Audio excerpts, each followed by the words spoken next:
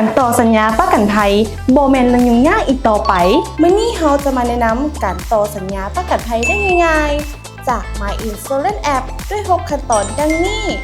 1. เข้าไปที่ My Insurance App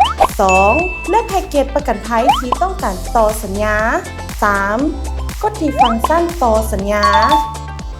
4. ตรวจสอบข้อมูลต่างๆและวงเงินคุ้มกันประธานต้องการเลือกแผนคุ้มกันแบบใหม่สามารถกดเข้าไปที่แผนคุ้มกันที่แนะนำแล้วเลือกแผนคุ้มกันตามที่ท่านต้องการ 5. ยืนยันและดำเนินการชำระค่าธรรมเนียมได้แบบออนไลน์โดยผ่านแอปธนาคาร